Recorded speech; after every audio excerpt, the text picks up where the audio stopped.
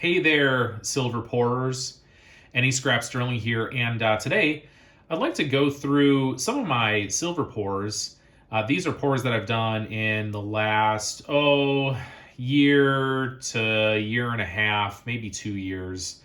And I just want to show some of the things that I've been working on recently and also give you an idea of just how much my silver pouring skill has changed in a fairly short amount of time, especially once I've started working with Sterling. That really kind of forced me into a whole new level of attention to detail that I just didn't really have before. So I have this little treasure chest that I bought on Amazon, and ultimately my goal is to replace this with one that I build myself.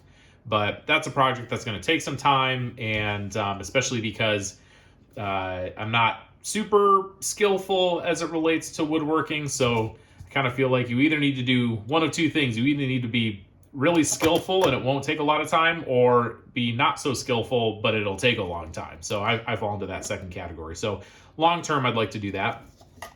But this is where I keep my Sterling pours. And I just want to show you a couple of things that I do here. So last time I showed you these little bars that I make just because it makes it easier for me to do my bigger pours when I know exactly how much Sterling I'm working with. But here's some other things that I've done recently. Here's one that's kind of interesting. I took a shell, much like one of the shells surrounding the treasure chest here, and I put this down into some Petrobond and poured the silver inside the shell, and it makes these really cool swirl designs. And the downside is the shells, they're pretty brittle, and it's actually incredibly difficult to get the silver to go all the way down into the shell, and you do have to drill a hole, but you also don't want the silver to run out. So that was kind of difficult. So it took a couple of tries, but I managed to make this one, which is kind of interesting. Here's an older pour of mine. This I made from a graphite mold, and it's just a dragon coin. This is what I like about it, though. On the back, it has really cool, ripple markings from the silver freezing. This back here is, I think, pretty impossible to get with Sterling unless you have a furnace that gets hotter than mine does. This is actually 3/9 fine silver that I poured this out of. So yeah, just kind of interesting, but I love the water effect it has on the back of the coin. This is one that I'm going to remelt at some point. Take a look. It's a lion head, but if you look closely, you can tell that the detail isn't great, and the lion head is filled with all these little air bubbles. That's because when I mixed up the epoxy to make the mold for this, or the impression for this, the epoxy ended up with a lot of air bubbles in it, and it just transferred to the final product here. I didn't think it would, and it did. It has kind of an interesting look. I mean, it's kind of cool in some ways, but not quite what I was going for. So ultimately, I'm going to repour this one, but just kind of an interesting lion there. You've seen this one already. This was in the last video. And hey, by the way, thanks to everybody who subscribed. I'm now up to 18 subscribers, which I actually think is pretty good, considering that I've only made one video. And the last video got like 500 views in a couple of days. So that is pretty cool. I appreciate everybody who left a comment. There's a lot of engagement on that last video. And same thing here. If there's anything that you want to say, or if you have a question or just want to interact, leave a comment down below and I will respond. Here's one of my really early pours. This is actually a chess piece from my grandfather's chess set. When he passed away, I inherited this chess set, but the chess set was incomplete. And so I wanted to immortalize, I poured a couple of chess pieces here, but here's the king, and this thing is pretty big. It's around 10 ounces. So it's a fairly beefy pour. I didn't anticipate that it would be that big. So it's just one of those things where, it's sentimental to me, and so I'm keeping it. Even though this pour, if you take a look, it is not perfect.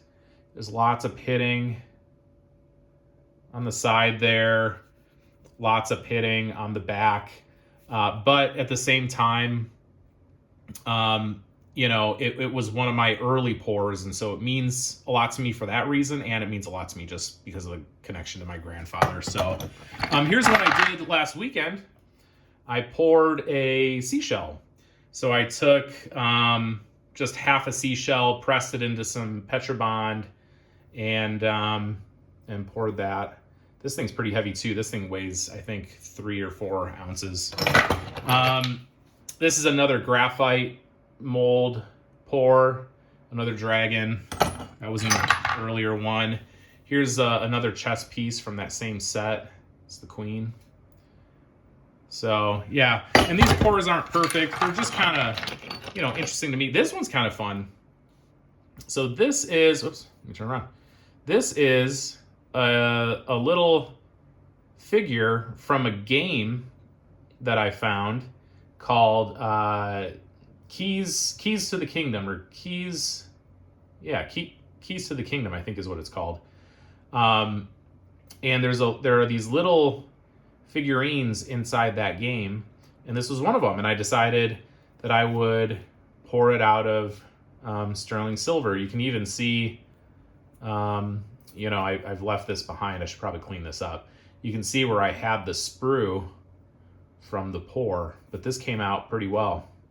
I'm actually pretty impressed with the level of detail that maintained on this thing. That's not always the case, so that's pretty cool. What else do we have here? Some more little shell kind of things. I did a bunch of pirate stuff at one point. This was all chocolate mold originally, and then I made epoxy molds afterward. Sometimes I'll do this kind of finish on the back where it's a little bit of a rough finish, and you can do that with a Dremel. So I'll do that. Here's another chess piece. This one's actually 3/9 fine. Detail's terrible. I'm probably going to end up repouring that one. Here's something kind of fun. I've done really big bars too. So this is 20 ounces of sterling. And the reason why I did this, I don't actually intend to keep this bar long term, but I did just want to know what it felt like to hold a giant bar of sterling silver in my hand. So it's pretty heavy. It's not communicating probably on the video, but this thing is weighty. Holy smokes. And I've done 10 ounce bars. So take a look at the texture here. This is really cool. So this is what happens when you expose sterling silver to air. If you want that really smooth finish that you get with some of these other things, like this coin, for example. Well, it has a little bit of texture to it, I guess. I made this little pirate coin. But let me try to find something here. Yeah, like a smoother texture like that. You have to get rid of the oxygen somehow. And there's different ways to do it. You could put a torch on it, and basically right before you pour your sterling, you use fire to basically eat up all the oxygen that's in the area that you're about to pour. So that's one way that you could do that. The other way that you can do it is right after you pour it, you immediately cover it with some sort of sheet metal or something. And that basically, whatever heat is residual will typically starts it'll start to smolder, underneath the sheet metal, and any oxygen will get used up pretty quickly. But if you just leave it to open air, it gets this really interesting texture on it. Some people like that, some people don't.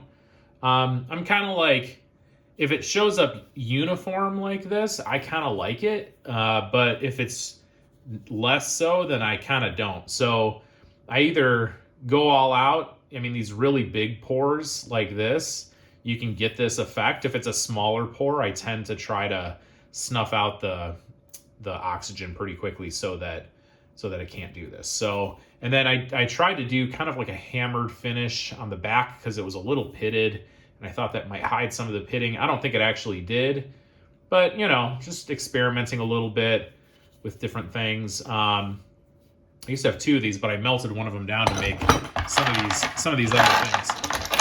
And there are other things in here too, little, you know, coins that I've made and things like that. More shell pores. Let me see if there's anything else that's really of interest here. More coins. I like doing coins because they're so fast, you know? You don't have to, you know, spend a lot of time doing them. Oh, here's one that's kind of interesting. I made a shark tooth. So a buddy of mine gave me a shark tooth necklace, and I thought, my original plan was to turn this into a necklace and replace it with the actual shark tooth. But I just thought it looked so cool, I couldn't bring myself to drill a hole through it. So I just kept it as a shark tooth, and it fits my whole pirate treasure motif here. And yeah, I like it. So I've done that. And yeah, there are some other things in here. Lots of these bars and stuff like that. I'll hold on to interesting things. Like, I didn't pour this, but I just ran across it. That's kind of interesting. Yeah, so here's a little thing of rum that I poured.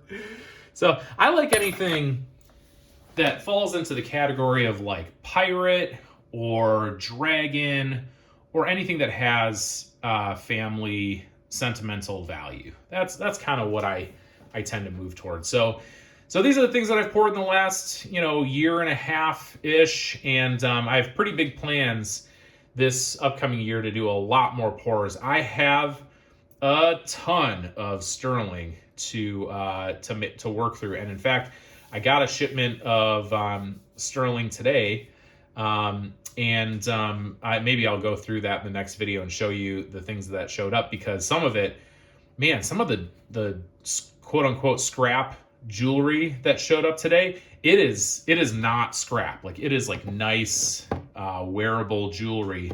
And so maybe I'll show you some of the things that show up that people call scrap but really aren't scrap. I have a whole jewelry box filled with amazing jewelry that people have just thrown away, and maybe I'll show that to you next. Anyway, feel free to leave a comment down below. Let me know what kind of videos you want to see next. I'll definitely start getting into doing actual pours on camera here so you can see my process from start to finish. But anyway, thanks a lot for watching, and I'll talk to you next time.